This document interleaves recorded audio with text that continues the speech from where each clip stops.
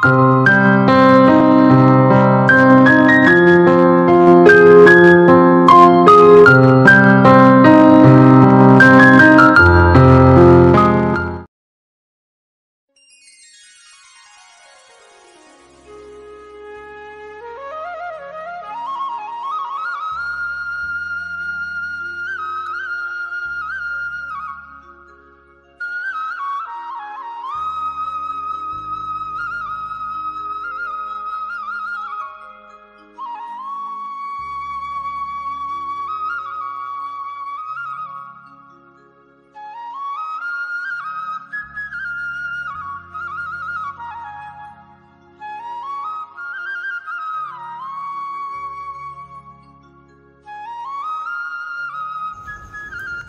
সকাল আমার প্রিয় পরিবার, তোমরা সবাই কেমন আছো? আশা করছি যে যেখান থেকে আমার ব্লগ দেখছো সবাইকে অন্তর ভরা ভালোবাসা, আর সবাই ভালো থেকো, সুস্থ থেকো।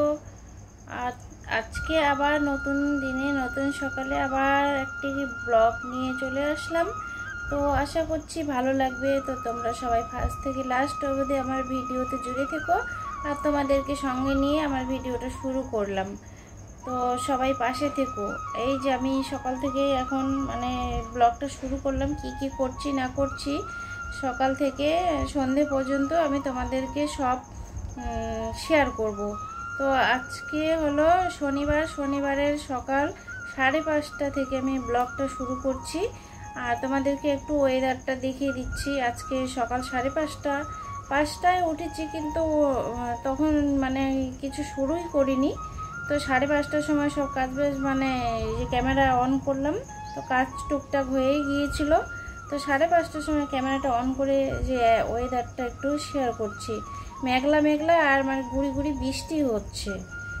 বৃষ্টি হবে কি হবে না মানে কোনো একটা ঠিক মতো শিওর নাই যে বৃষ্টি হবে কি বৃষ্টি হবে না। হতেও চাচ্ছে না। বৃষ্টিটা ভাবছি হব কি হব না ভাবছি। তো কিছুক্ষণ গুড়ি গুড়ি বৃষ্টি পড়ছে, আবার থেমে যাচ্ছে। তো এরকম ওয়েদারে আবার বেশ ভালোই লাগে। আর ঝমঝম করে একেবারে পুরো মুষলধারা যখন বৃষ্টি পড়ে আমার ওই ওয়েদারটা ভালো লাগে। আর হচ্ছে যখন একটু একটু মানে কি মানে ওয়েদারটা ঠিকই আছে, হাওয়া হচ্ছে আর একটু একটু বৃষ্টি পড়ে, ঝিরিঝিরি বৃষ্টি পড়ে, ওই ওয়েদারটা দেখতে আমার খুব ভালো লাগে। তো হচ্ছে সকালটা তোমাদেরকে ওয়েদারটাই শেয়ার করলাম। আর টপের মধ্যে দেখো তুলসী চারা এত হয়েছে নিচে উপরে, আর টপের উপরে ছিল আমার তুলসী গাছ।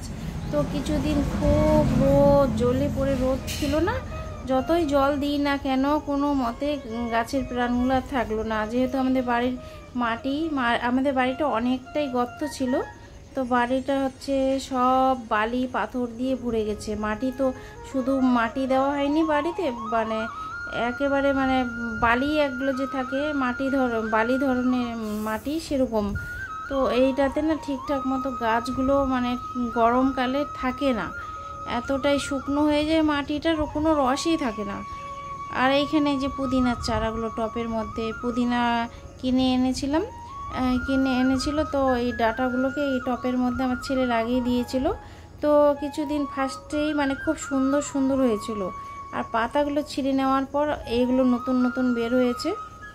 তো এত রোদে সব পুদিনা পাতাও জ্বলে গিয়েছে। জল দিলেও থাকে না, তবুও থাকে না, শুধু গাছটাই বেঁচে থাকে, আর মানে আগের মতো প্রথমকার মতো সুন্দর হয়ে থাকে না। তো সকালে স্নান কাজবাজ সব শেষে আমি পুজো দিতে এখন পুজো দেবো। সকালটা পুজো দিয়ে তারপর রান্নাঘরের কাজবাজ শুরু করব। তো সকালে ঘর মোছা ঝাড়া করে তারপরে ঠাকুর ঘরের সব বাসন কুসন মেজে নিয়ে এসেছি, আজকে সব পরিষ্কার করেছি ঠাকুর ঘরের। তো বাসন কুসনগুলো জল জ্বলছিল, তো জল জ্বলে আছে, তো ভাবছি একটু সবগুলোকে উল্টে পাল্টে এখানে মানে রাখি, বাইরে এতক্ষণে কাজগুলো করতে করতে বাইরে ঠাকুরকে পুজো দিতে দিতে এগুলো জলগুলো একটু পড়বে।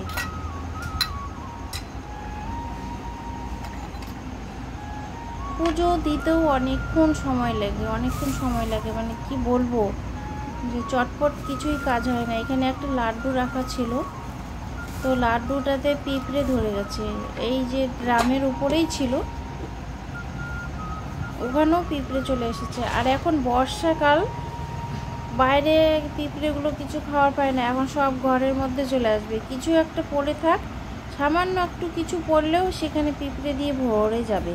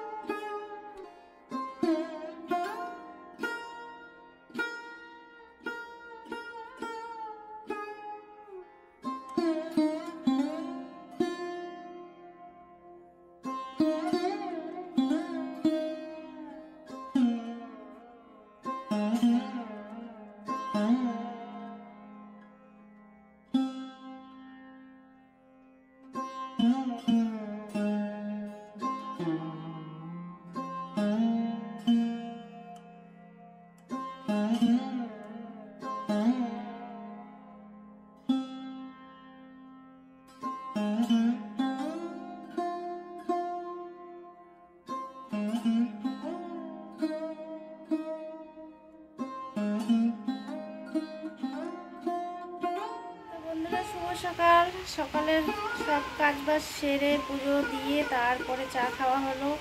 আর চা খেয়েটে এখন আমি রান্নাও বসিয়ে দিয়েছি। আজকে আমার গরম লাগছে, গরম গরম। বৃষ্টি হবে না কি জানি, সকাল থেকে একটুখানি মানে 2-4 ফোঁটা মানে বৃষ্টি শুরু হয়েছিল। ভাবছিলাম যে বৃষ্টি হবে মনে হয়, আর মনে হয় রোদ হবে না মনে হয় আজকে, এটাই ভাবছিলাম। তো দেখছি এখন আবার রোদ, সেই রোদ উঠে গেছে, বারবার ঘেমে যাচ্ছে মুখ টুক। তো রান্না বসিয়ে দিলাম। আর এদিকে দেখো রোদের ঝিলিকটা কেমন পুরো রোদ উঠেছে। যে এখানে ভাত বসিয়ে দিয়েছি, আর হচ্ছে ডাল হলো, ডাল নামিয়ে ফেলেছি, ডালটা হয়ে গিয়েছে। এখন আমি করব হচ্ছে আলু ভাজা করব, আলু ভাজার জন্য আলু ভাজা কাটবো। তো বলাই হয়নি তোমরা সবাই কেমন আছো, আর সবাইকে জানাই অনেক ভালোবাসা। আর আমার ভিডিওতে ফার্স্ট থেকে লাস্ট অবধি জুড়ে থেকো, একটু ভালোবাসা দিও। আমিও সবার সাথে আছি, সবার সাথে থাকবো, সবসময় থাকবো, আছি থাকবো।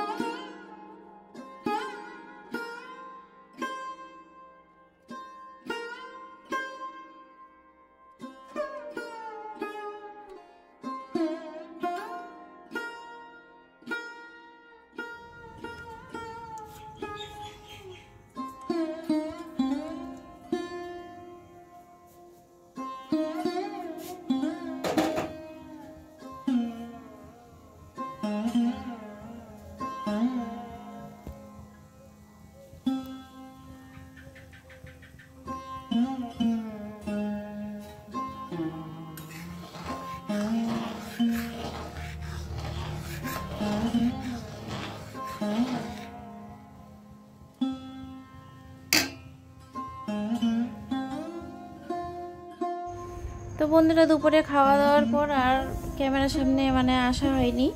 তো হচ্ছে খাওয়া দাওয়া শেষে একটুখানি আরাম করে তারপরে ফিরে এলাম সন্ধ্যে 7টার সময়।